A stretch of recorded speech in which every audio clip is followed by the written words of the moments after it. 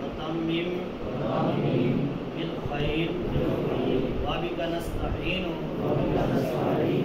يا فتاح يا فتاح يا فتاح يا فتاح يا فتاح يا فتاح بسم الله الرحمن الرحيم بسم الله الرحمن الرحيم. چوتھے پارے کی پہلی آیت کریمہ اللہ تبارک و تعالیٰ نے ارشاد فرمایا لن تنالوا البر حتى تنفقوا مما تحبون وما تنفقوا من شيء فإن الله به عليم. ترجمہ کنز الایمان اعلیٰ حضرت نے جو ترجمہ کیا کہ فرمایا لن تنالوا البر حتى تنفقوا مما تحبون، تم ہرگز نہ پا سکو گے بھلائی کو، نیکی کو، حتیٰ یہاں تک کہ تنفقوا خرچ کرو، مما تحبون اس شے میں سے جو تمہیں سب سے زیادہ پسند ہو، وما تنفقوا اور پھر فرمایا جو تم خرچ کرتے ہو، من شیء کسی شے سے، کوئی شے بھی خرچ کرو، وَإِنَّ اللَّهَ بِهِ عَلِيمٌ بے شک اللہ تعالیٰ جاننے والا ہے. تو پسندیدہ شے جو ہے وہ خرچ کرنا اللہ تعالیٰ کو زیادہ محبوب ہے. کوئی شے بھی بندہ خرچ کرے تو وہ اللہ تعالیٰ کے علم میں ہے، تو علم خرچ کرنا یہ بھی صدقہ ہی ہے. حدیث پاک میں ہے کہ بہترین صدقہ یہ ہے کہ کسی کو بندہ علم سکھا دے. علم دین کی بات کرنا، علم دین سکھانا، پڑھنا پڑھانا، یہ سرکار علیہ السلام نے فرمایا خیرکم من تعلم القرآن وعلمہ. لوگ کہتے ہیں کہ بہتر وہ ہے جو پروفیسر لگ جائے، لوگ کہتے ہیں کہ بہتر وہ ہے جو کہ افسر لگ جائے، یعنی لوگ کہتے ہیں کہ بہتر وہ ہے کہ جو دنیا کے بڑے عہدے پر چلے جائے. یہ ساری بہتریاں دنیا کے عہدے ہیں، لیکن سرکار نے فرمایا تم میں بہتر وہ ہے جو قرآن پڑھے اور قرآن پڑھائے. تو یہ حضور علیہ السلام کی سند ہمارے لیے کافی ہے. آج بھی الحمدللہ تعالیٰ دوسرے سال کا آغاز ہے اور 10 شوال المکرم ان تمام اہل سنت و جماعت کے دینی مدارس جتنے بھی ہیں اسی دن جو ہے وہ اسباق کے آغاز ہوتے ہیں. ایک تو سیدی آقائی و مولائی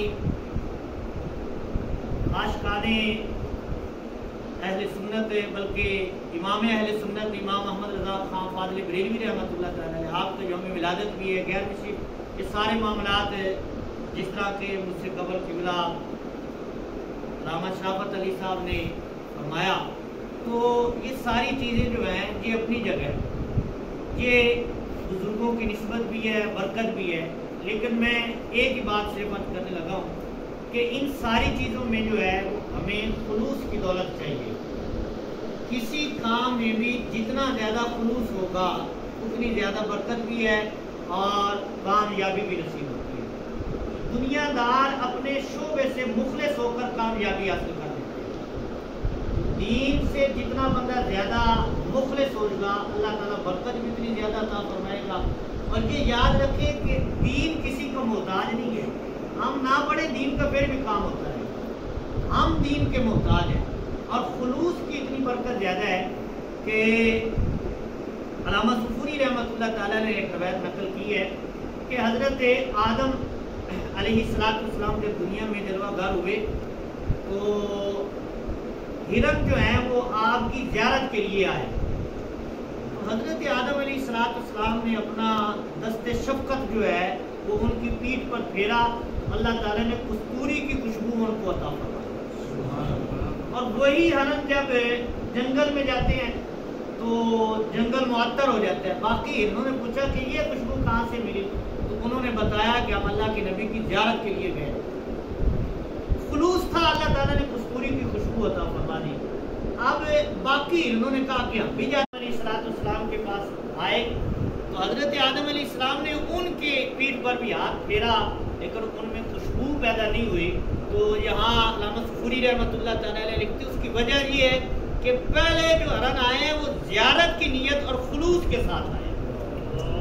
تو خلوص ہوگا تو اللہ تعالیٰ خوشبوئیں عطا فرما دے. بغیر خلوص کے جتنا بندہ اچھا کام کر لے اس میں اتنی برکت نہیں ہے.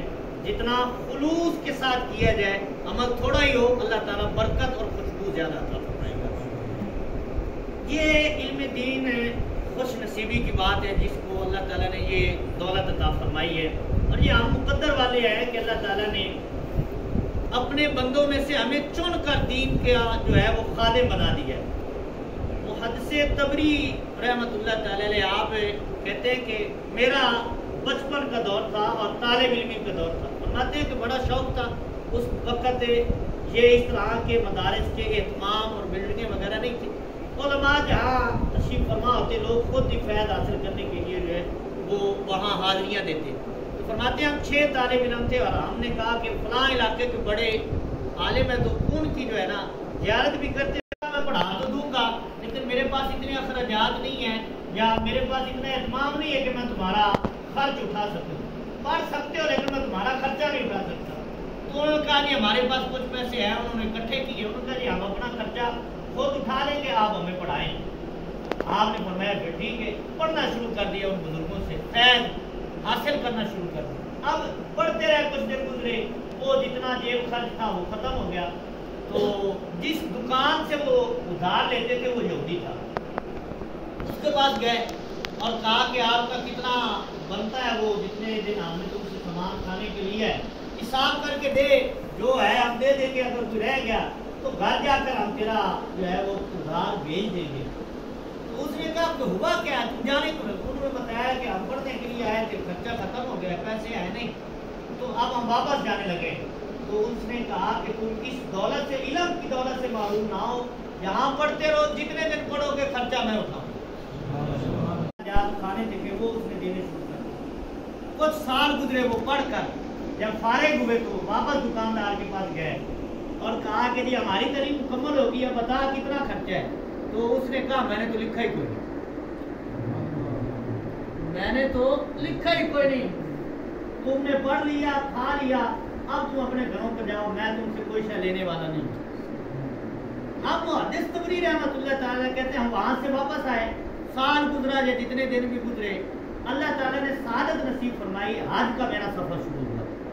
فرماتے ہیں میں حج پر گیا، جب میں کعبہ شریف مکہ المکرمہ حاضری دی اور کعبہ میں جا کر جب میں طواف کرنے لگا تو میں نے دیکھا کہ کعبہ شریف کے سین میں ایک کونے میں وہی بندہ بیٹھا ہے جس نے ہمیں ادھار دیا تھا۔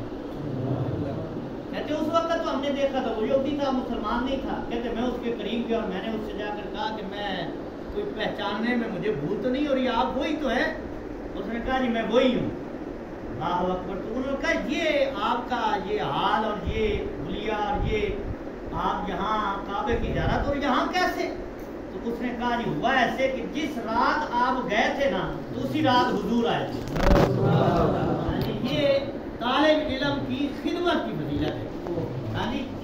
وہ کہتا ہے کہ جس رات تم گئے تھے اسی رات سرکار خواب میں آئے اور مجھ سے فرمایا کہ میرے دین کے طالب علموں کی تم نے خدمت کی ہے اور تو جہنم میں چلا جائے، یہ نہیں ہو سکتا، کلمہ پڑھ۔ وہ کہتا ہے سرکار نے مجھے کلمہ پڑھایا اور کلمہ پڑھا کر اپنے دین میں مجھے مسلمان بنایا۔ صبح کا وقت تھا، ناشتے کا ٹائم تھا کہ میں پریشان بیٹھا تھا اور میں سوچ یہ رہا تھا کہ میں گھر والوں کو کیسے مطمئن کروں گا، ان کو کیسے بتاؤں گا کہ میں کلمہ پڑھ لیا، میں مسلمان ہو گیا، میں نے دین اپنا چھوڑ دیا، اب میں مسلمان ہو گیا، کیسے مطمئن کروں گا؟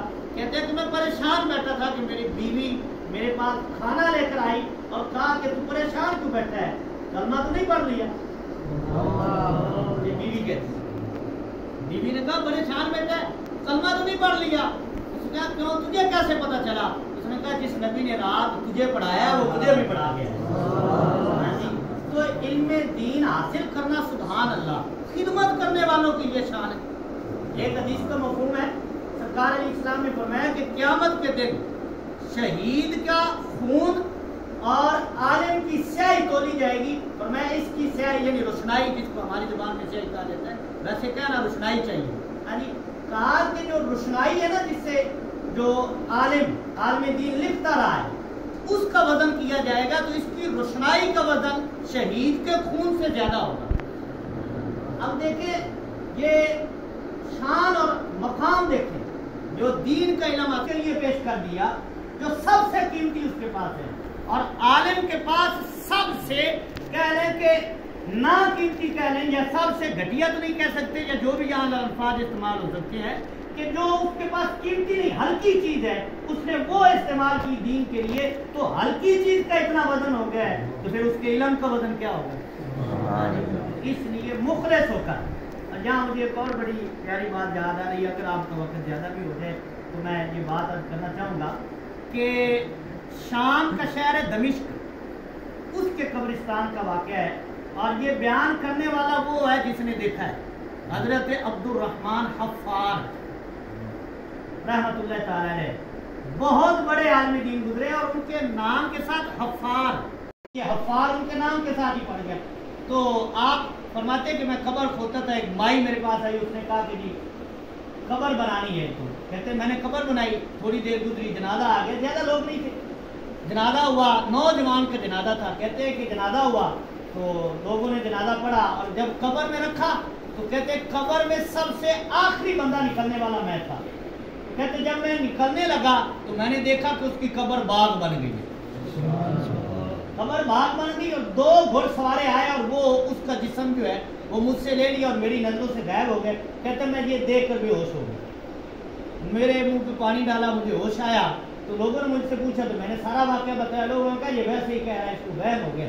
تو کہتے پھر جب کچھ عرصہ گزرا پھر وہی عورت آئی، اس نے پھر وہی بات کہی کہ قبر بنانی، کہتے میں نے قبر بنائی، جنازہ آیا، نوجوان کا جنازہ تھا، اتنے لوگ زیادہ نہیں تھے، کہتے کہ جنازہ ہوا، میں نے قبر میں رکھا اور پھر وہی بات میں نے دیکھی، کہتے جنت کا باغ بن گئی اس کی قبر، 2 گھڑ سوارے آئے اور وہ اس کا جسم مجھ سے لیا، کہتے لیکن اب میں بے ہوش نہیں ہوا، کہتے میں قبر سے باہر آیا، قبر بند ہوئی، میں نے اس عورت سے جا کر کہا کہ پہلا جنازہ اور یہ جنازہ یہ کن کا جنازہ تھا؟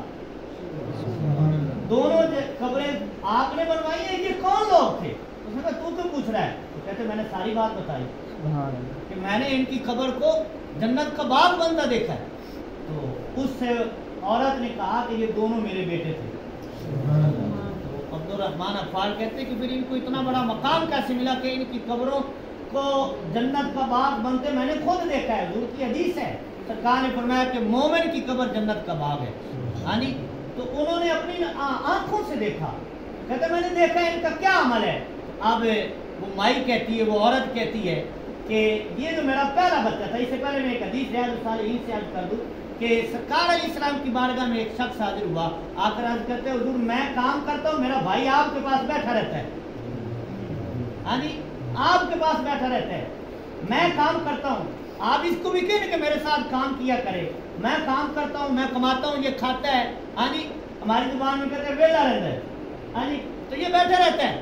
تو سرکار علیہ السلام نے حدیث کے الفاظ اللہ، اور محدثین کہتے ہیں جہاں اللہ تعالیٰ کے کلام میں لا اللہ آ جائے یا حضور کے کلام میں لا اللہ آ جائے تو وہاں شاید کا معنی نہیں ہوتا، وہاں یقین کا معنی ہوتا ہے، ہاں جی تو سرکار نے فرمایا یقیناً تجھے جو رزق دیا جاتا ہے وہ اس کے صدقے دیا جاتا ہے، ہاں جی یعنی یہ جو میری بارگاہ میں بیٹھتا ہے دین سیکھتا ہے، پڑھنے والے ان کو خلوص حاصل کرنا چاہیے کیونکہ ان کے صدقے تو باقیوں کو بھی رزق مل رہا ہے، اس لیے خلوص سے حاصل کرنا چاہیے۔ حضرت عبد الرحمن حفار کہتے ہیں کہ میں نے اس بھائی سے پوچھا اور انہوں نے بتایا کہ یہ جو میرا پہلا بیٹا تھا نا جس کی پہلے قبر بنائی وہ بھی میرا بیٹا تھا، دوسرا اس کا بڑا بھائی تھا، لیکن جو پہلا تھا وہ قرآن پڑھتا تھا، اس نے کہا ٹھیک ہے وہ قرآن پڑھتا تھا، اس کی قبر سبحان اللہ باغ بن گئی، تو دوسرا بھائی تو قرآن ہی نہ پڑھتا تھا، اس کی وجہ کیا ہے؟ اس نے کہا اس نے اس کو کہا تھا کہ تو پڑھتا رہے تیرا میں خرچہ اٹھاؤں گا،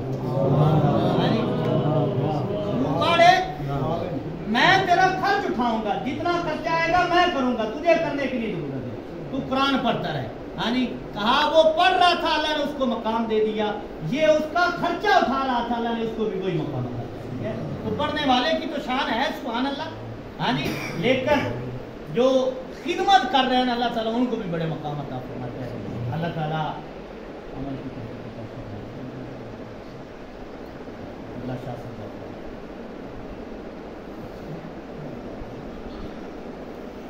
الحمدللہ رب العالمین والصلاة والسلام علی اشرف الانبیاء والمرسلین ربنا آتنا فی الدنیا حسنہ وفی الآخرۃ حسنہ وقنا عذاب النار۔